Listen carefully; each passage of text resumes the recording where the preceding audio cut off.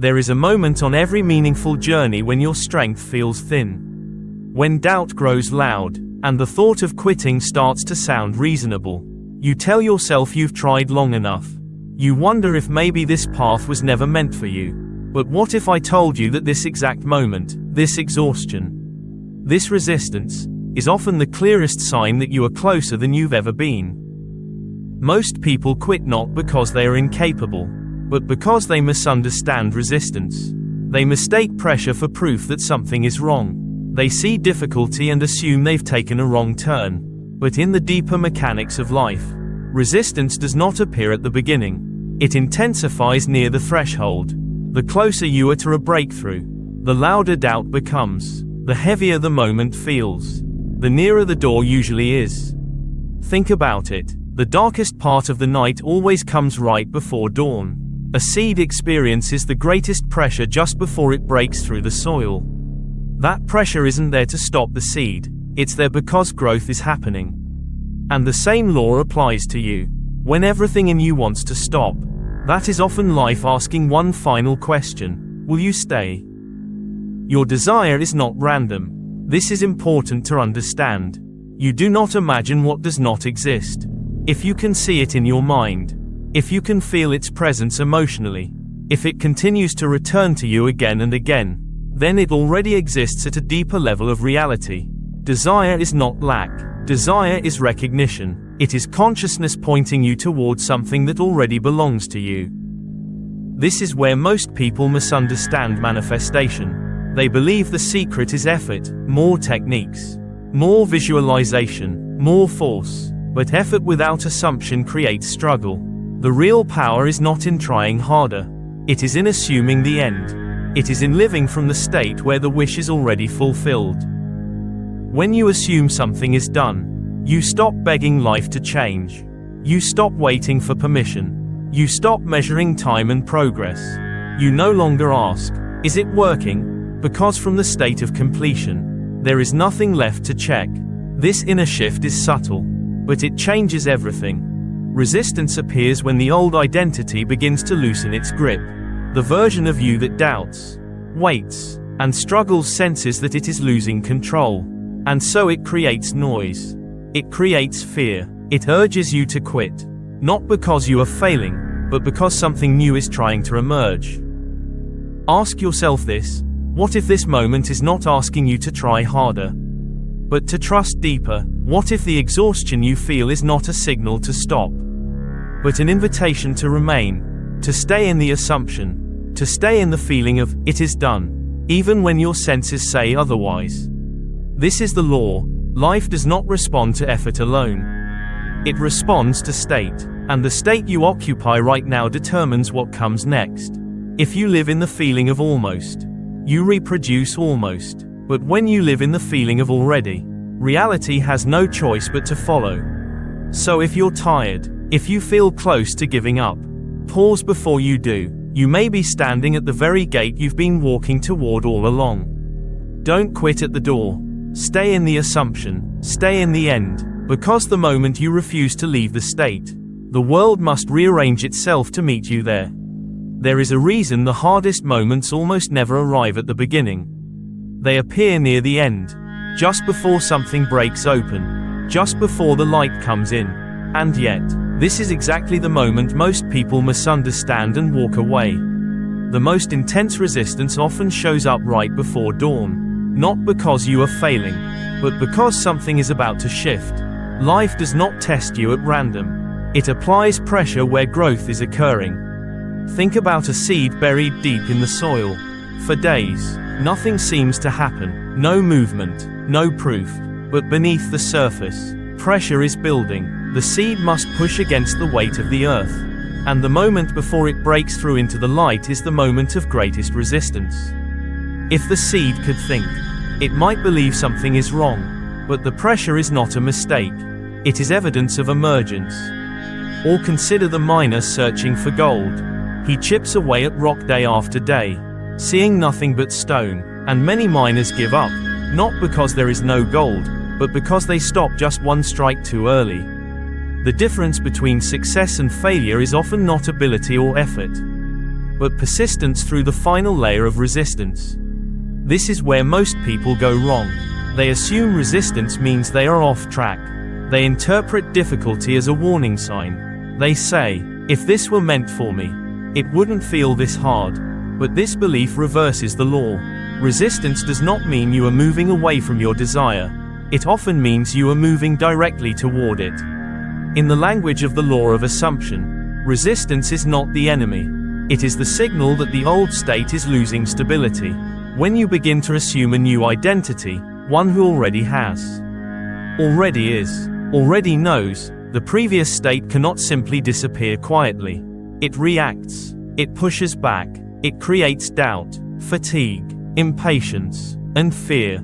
This is not punishment. It is transition. The old self, the one conditioned to wait, struggle, and question, feels threatened when you stop identifying with it.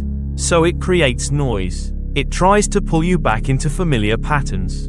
It whispers, this isn't working, or you should stop, or you've gone far enough. But those thoughts are not truth. They are echoes of a state that is collapsing. Many people fail not because their assumption was wrong, but because they leave it too soon. They visit the state of fulfillment briefly, then return to lack the moment resistance appears. They interpret pressure as a sign to retreat instead of a sign to remain. Here is the shift that changes everything. Resistance is not telling you to stop. It is asking you to stay. When pressure increases, it means the new assumption is taking hold. The outer world lags behind the inner shift. And during that delay, tension appears. But the delay is not denial. It is rearrangement. Ask yourself this: what if this discomfort is not blocking you, but preparing you? What if the struggle you feel is simply the final adjustment before the new state becomes dominant? When you understand this, you stop fighting resistance. You stop fearing it. You stop using it as evidence against yourself. Instead, you recognize it as confirmation that something real is happening beneath the surface. The law is simple but demanding. Whatever state you persist in must externalize. But persistence is only tested when resistance appears. Anyone can believe when things feel easy. Mastery is revealed when you remain steady while everything urges you to quit. So if you are facing pressure, confusion, or exhaustion right now, do not rush to interpret it as failure. You may be standing at the exact point where the old structure is breaking down to make room for the new. And the only question left is not whether the breakthrough will come, but whether you will stay long enough to let it arrive. One of the biggest misunderstandings about desire is the belief that it comes from lack. That when you want something deeply, it means something is missing in you or your life. But this belief is not only inaccurate, it quietly works against you. Desire is not an illusion. It is evidence. Think about something simple. Thirst proves that water exists. Hunger proves that food exists. No one has ever been hungry for something that has no reality behind it. In the same way, you cannot genuinely desire something that does not already exist on some level of reality. Your mind does not randomly invent longings. Desire does not rise out of emptiness. It rises because something real is calling you. If you can imagine it, feel drawn to it, or sense it as meaningful, that is not accidental. Consciousness does not tease itself with impossibilities. Desire appears because fulfillment is already available in a dimension beyond what your senses can currently confirm. This is where most people reverse the law. They feel desire and immediately interpret it as proof that they don't have what they want. They say, if I want it, that must mean it's missing. And so they identify with longing, striving, waiting. But waiting is a state. And whatever state you dwell in, you continue to reproduce. Desire is not telling you to chase. It is inviting you to recognize. It is a sacred compass. A directional signal pointing you back to what already belongs to you. The feeling of desire is not saying, you are lacking. It is saying, this is aligned with who you are becoming. When you treat desire as lack, you weaken it, you turn it into frustration, you keep it in the future. But when you treat desire as a call, as an invitation, you step into a different relationship with it. Instead of saying, I want this because I don't have it, you begin to say, I feel drawn to this because it already exists for me. This shift changes everything. Under the law of assumption, desire is the bridge between states. It appears when a new identity is ready to be inhabited. You would not feel pulled toward a life, a level of freedom, a form of love, or a sense of peace if it were not already compatible with your consciousness. Desire is not weakness, it is resonance. And resonance only happens when two things are already related.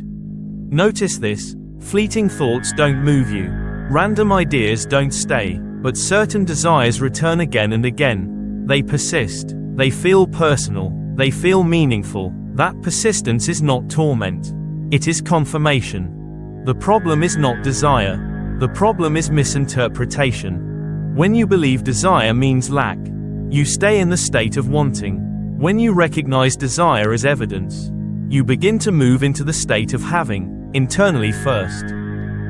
And internal ownership always comes before external expression. Ask yourself this: what if your desire is not asking you to wait, but asking you to listen? What if it is not demanding effort, but alignment?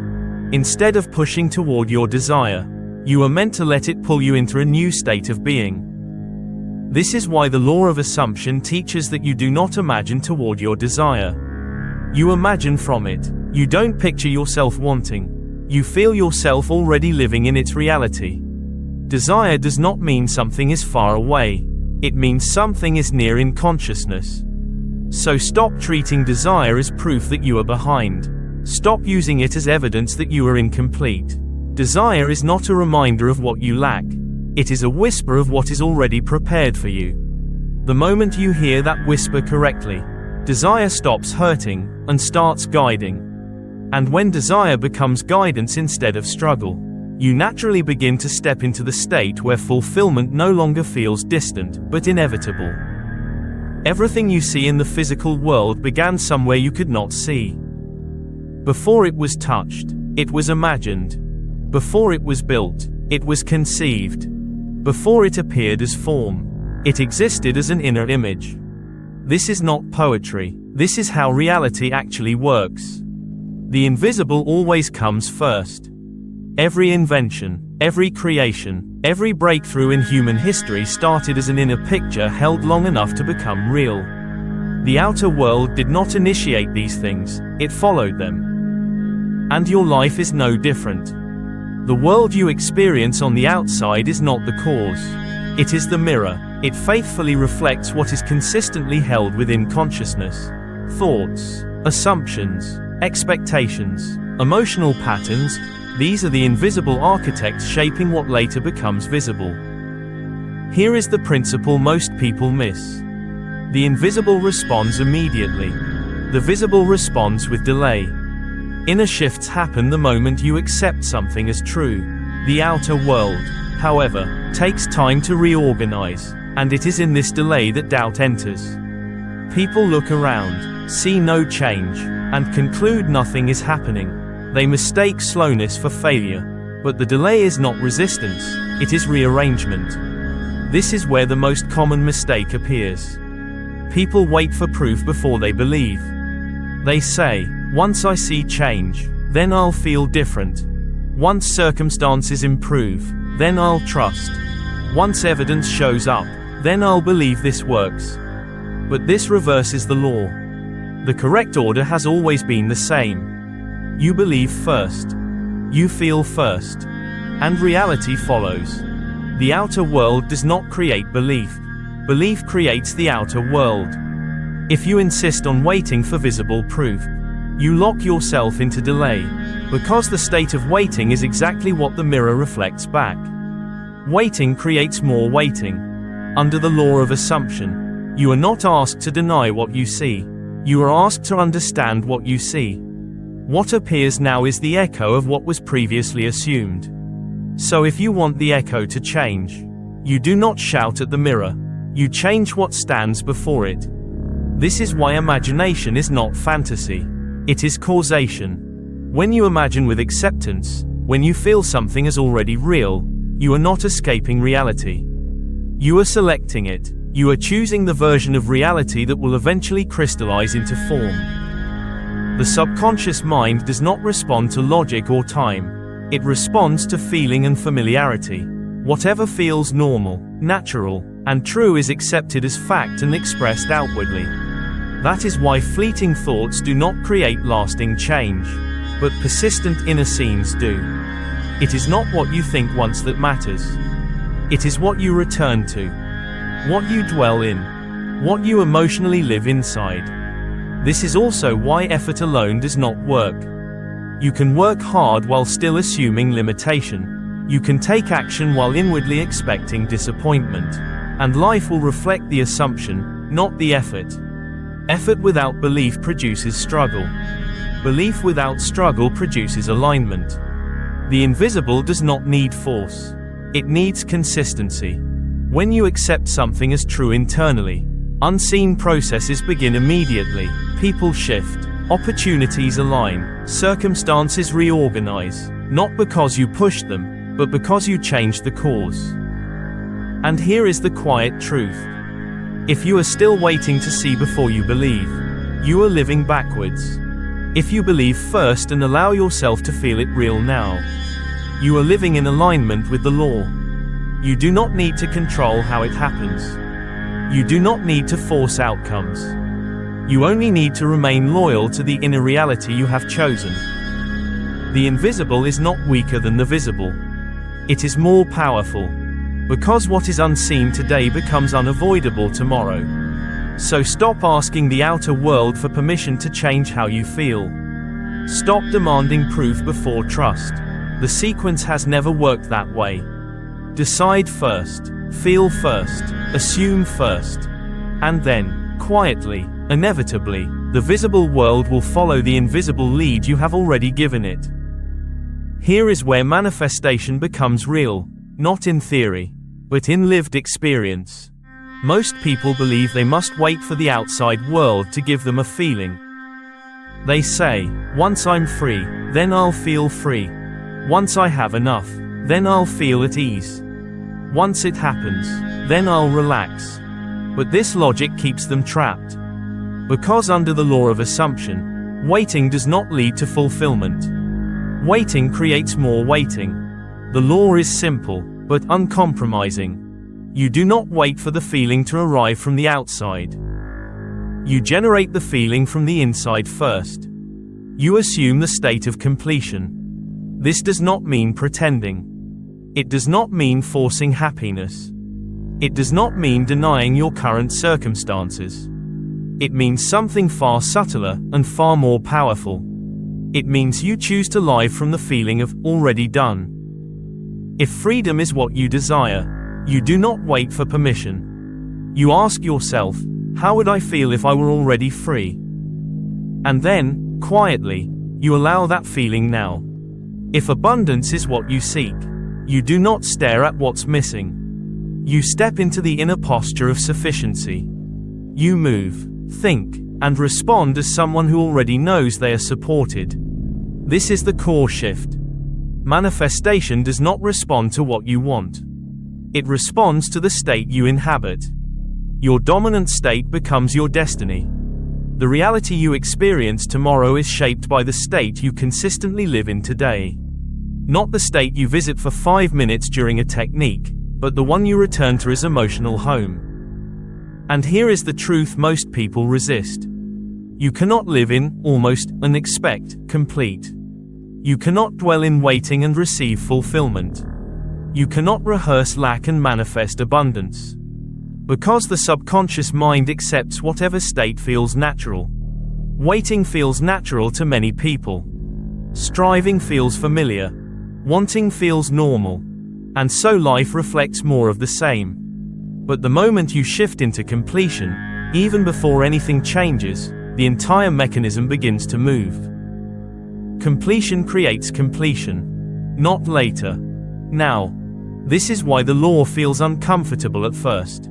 It asks you to let go of bargaining with reality. It asks you to stop negotiating your peace with future conditions. Instead of saying, I'll feel okay when it happens, you say, I feel okay because it is done in consciousness.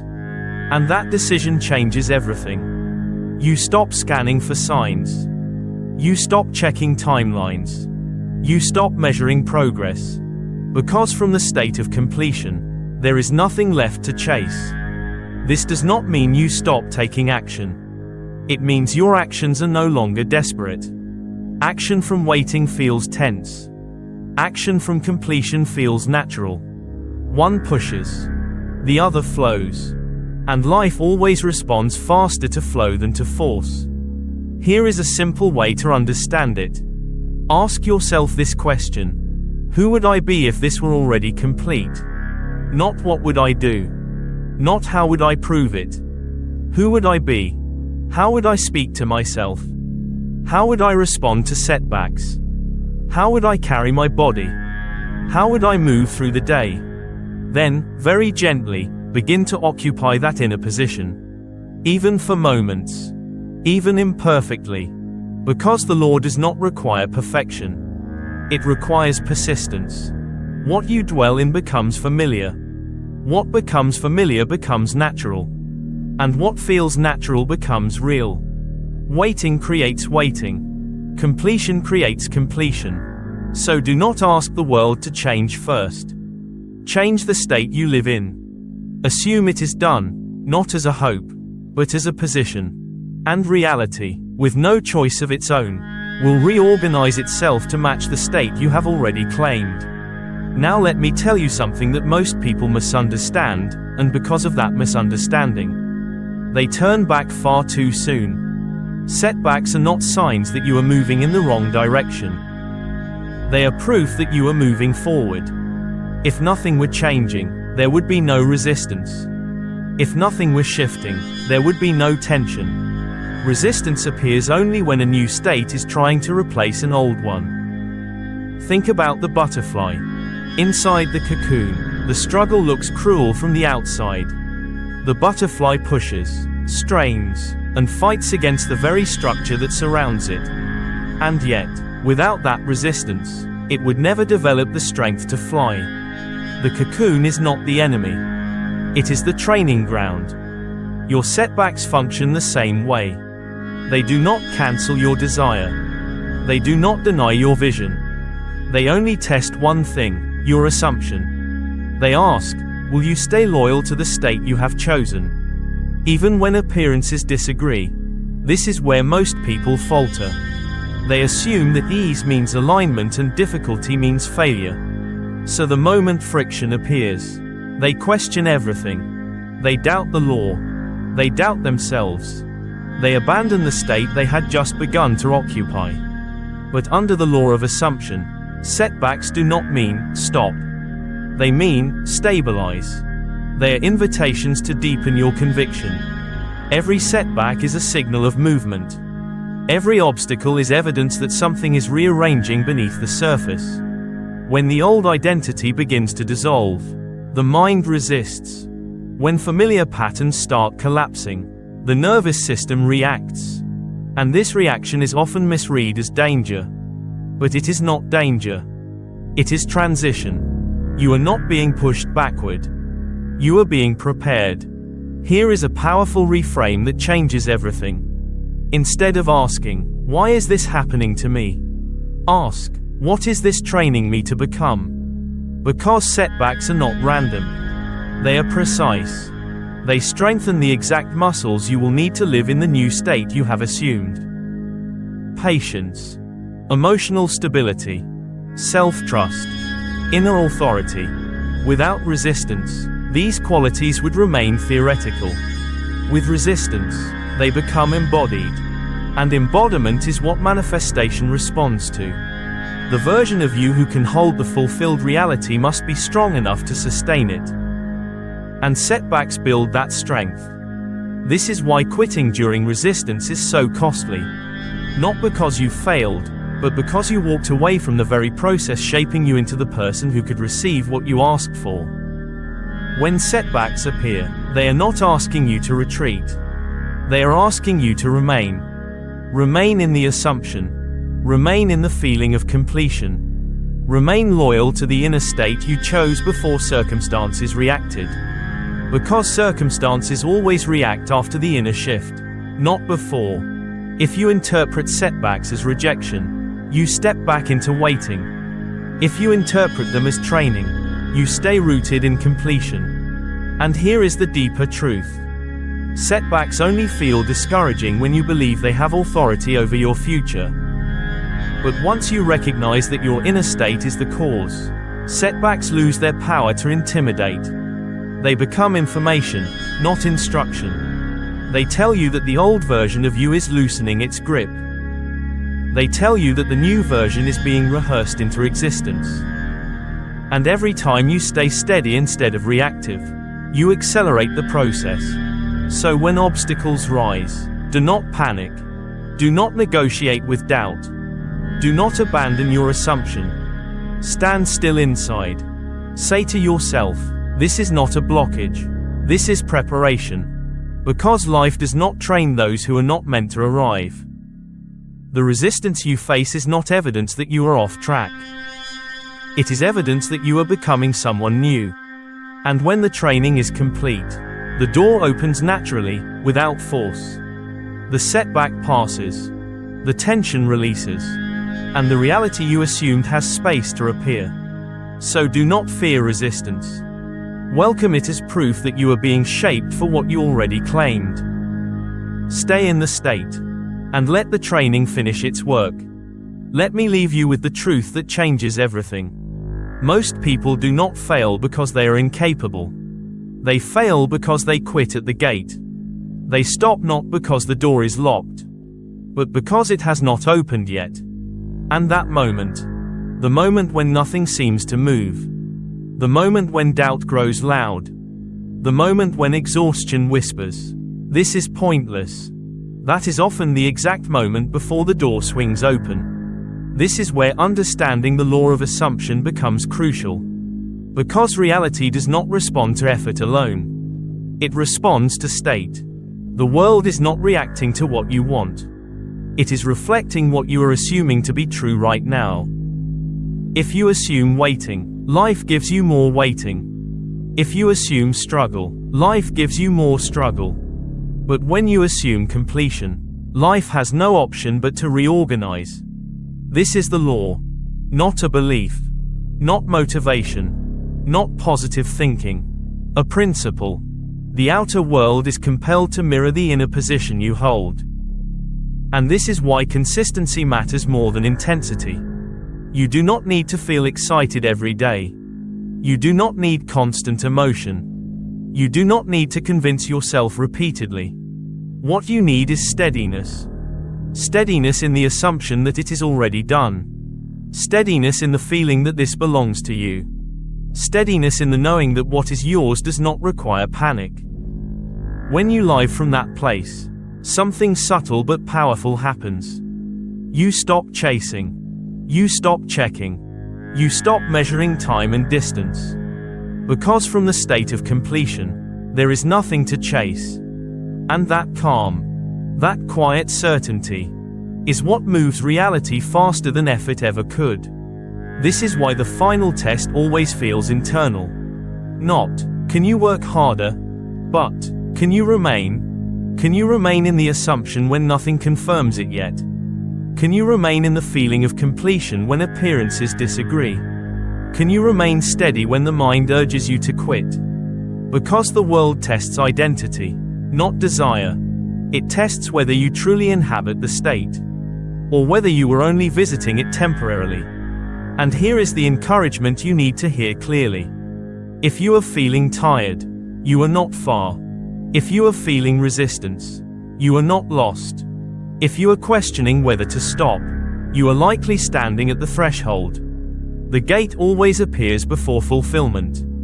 It is the final compression before release. The final tension before alignment. The final opportunity to decide who you are being. So do not abandon your position. Do not step back into waiting. Do not retreat into doubt. Stay where you are. Stay in the assumption. Stay in the feeling of already done. Stay loyal to the inner state you chose. Because once the state stabilizes, the outer must follow. This is not forcing reality. This is becoming the cause. And when you become the cause, the effect has no choice. So remember this. Do not quit at the gate. You are closer than you think. And what you desire is not ahead of you. It already belongs to you. Your only task is to remain where you are, until the world catches up.